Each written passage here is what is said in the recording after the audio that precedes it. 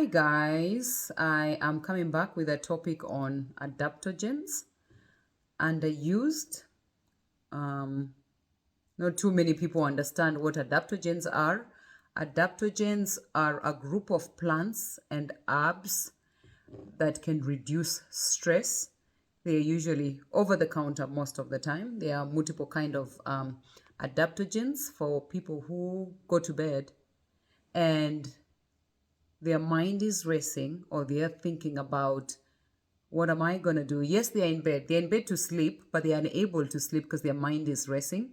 You can use adaptogens, pretty much just a group of herbs that help reduce stress. There are those for stress, there are those for the brain, there are those for inflammation, there are for many different kinds of adaptogens. There are more than 70 plants and herbs. I'm not going to go into all of them, but I'll go through the main ones and what they do. They can affect how much cortisol that's released in the body when you're stressed. So the less cortisol means less of a physical stress reaction. As stress is connected to your nervous endocrine system, these adaptogens help and reduce that. So I can tell you what they work with. They can help reduce headaches, dry eyes, high blood pressure, fatigue, anxiety for most people, and obesity, insulin resistant. Not too many people know about them, so I figured I would talk about them. I use adaptogens. I use ashwagandha mainly. So there are few. There are 70, but I'm not going to go through 70. If somebody is willing to go through the homework of seeing what affects them and which adaptogen they can use, then we can go through that. But ashwagandha, you can take 300 milligrams a day. There is powder, there is liquid, there is capsules. I take the powder kind, and it just helps the racing mind. You know, when you go to bed and you think of your to-do list, this switches off that to-do list and helps you sleep much better. Taking 300 milligrams of ashwagandha not only reduces cortisol, because high cortisol does increase stress. So it not only reduces cortisol, it makes you, when the cortisol is reduced, then your stress level is reduced and you can sleep. It enhances stress levels. It doesn't enhance stress levels. It diminishes your stress levels. And then the running around of the mind kind of calms down with ashwagandha. It's perceived as stress and body weight. For some people, it can help you with that, but mainly stress. It's a reduction of stress and the running around of the mind. You have bacoba. It's beta testing. I've tried that before, but that one is too bitter. It does help with memory. So most people who are going through school or who want help with their memory, the bacoba protects the brain through antioxidants. So if you're feeling like your brain is not working, is not functioning well, then you can use the bacoba. They have Panax ginseng. That's another Asian ginseng. It's grown in Korea, China, and Siberia. It's considered our body's master of antioxidants. It helps regulate natural detoxification systems. Not such a common one, but a lot of people use it. I know a lot of people who use just ginseng on its own, but this is Panax ginseng.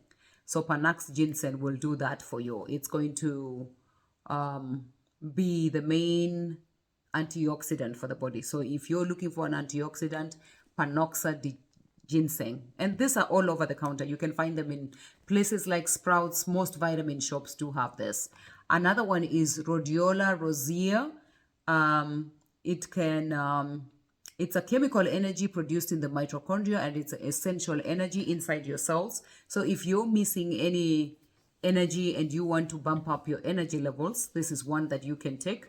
Again, you can find it in any energy store, vitamin store, your regular store that you shop in. On the vitamin side, you'll find it there.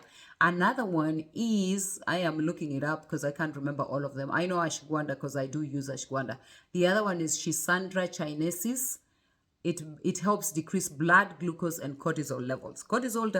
Increased cortisol increases your stress levels. So if you get any herb or adaptogen, in this case I'm talking about adaptogens, it will reduce those stuff for you. So if you're somebody who is struggling from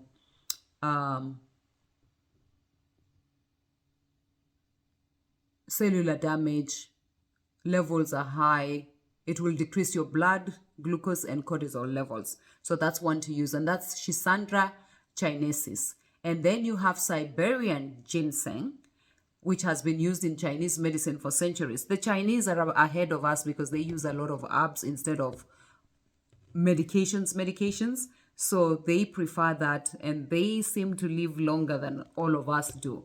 They are the ones who have centenarians, where they have more people who are above 100 than most countries have. But it's mainly their diet, socialization, and the use of adaptogens. So Siberian ginseng is it will help with fatigue, weight reduction. It supports physical activity. It may also help increase your cognitive function. Ginseng has a way with cognitive function. There are people who take ginseng on its own for cognitive function. So Siberian ginseng can help with that. Do adaptogens, you may be asking, do adaptogens have side effects? Most people are able to tolerate them with no side effects, but the main side effects is nausea, diarrhea, dry mouth, headache, and upset stomach. Not everybody gets it because it's an herb. Herbs rarely give you side effects in comparison to prescription medication. So if you're somebody who's willing to try adaptogens, then you can go ahead and try some of these adaptogens that I've mentioned. There's ginseng, there's panoxan ginseng, there's bacopa for antioxidant and for memory, there's ashwagandha for reducing cortisol levels, stress, switching off your brain, for those people who go to bed and your brain is running and running. So how do you use adaptogens? They are available as supplements, tonics, liquid extracts, teas, and powders. So you will find what works for you. Is the tea okay? Is the powder okay? I know for sure that powder is usually an acquired taste. So if you want powder, look for one that's an acquired taste. They're capsules too. So some people will take the capsules and open them up. If you can handle the taste, that is really okay with you. You can try that and try it, open the capsule up. But otherwise, you can just swallow capsules. There are capsules, there are liquid extracts, there's powder, and there's tablet form. So whichever you prefer, you can use it. You can even mix adaptogens in your recipes. Some people put them in their food and they can use that. The other thing is there's really no shortage of ways to use adaptogens. It's what works for you. They come in multiple forms. So what works for you? What's the acquired taste that you're used to? It's an acquired taste for sure, because most of them don't taste well unless you're taking a tablet where you swallow and you don't taste it in your mouth. So adaptogens is something to try. Most people don't know about it, but if you do Google adaptogens, you'll find what exactly they do. I will go through them one more time so that you guys can remember. The main adaptogen, the most common adaptogen for most people is ashwagandha. Fatigue, decreased cortisol levels, switching off your brain, helping with sleep. So you can try that if you have no side effects. There are people who are allergic to nightshades. So if you're allergic to nightshades, ashwagandha may not be a good adaptogen for you. So adaptogen, first one, ashwagandha, helps perceived stress and body weight, decreasing mind racing. That's the number one adaptogen that most people use. Bacopa monnieri is the second one, and this is the one I talked about. It improves brain function, reduces stress and anxiety. So that's another one to try. For somebody who wants to be focused, Bacopa monnieri is a good one. Panax ginseng, I am repeating them so that you guys can remember. Panax ginseng, it reduces the severity of fatigue. It increases glutathione, reductase, and total glutathione.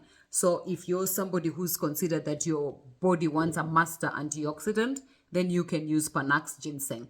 Rhodiola rosea is another adaptogen.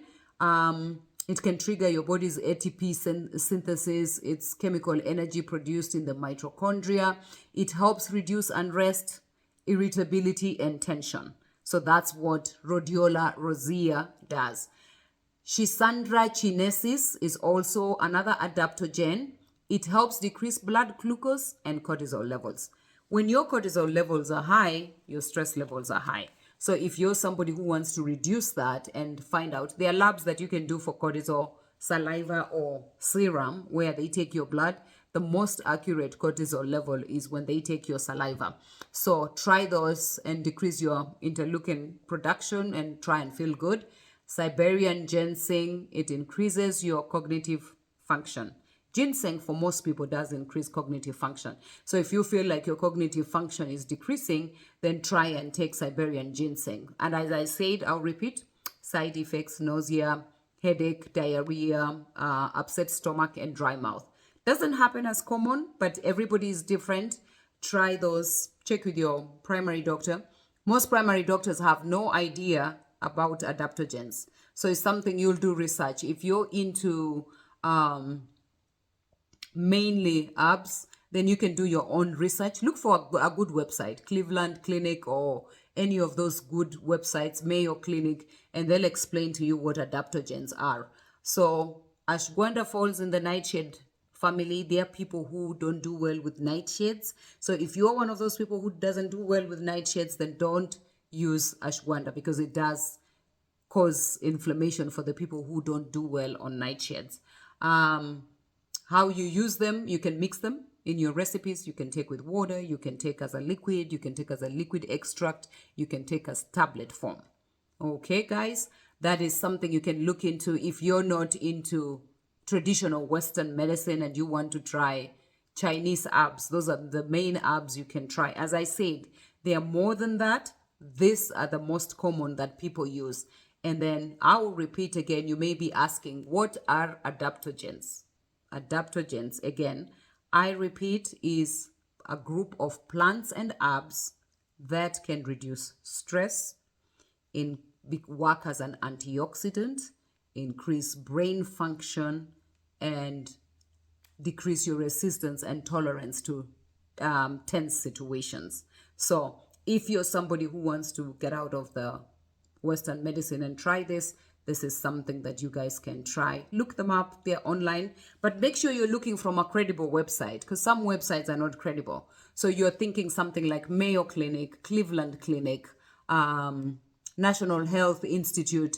Those are good websites that you can look stuff up. Some websites are not quite researched, and so you don't want to get your information from there. So this is one topic for the week. I hope you guys have a great week, and we'll see you in the next video. Bye-bye.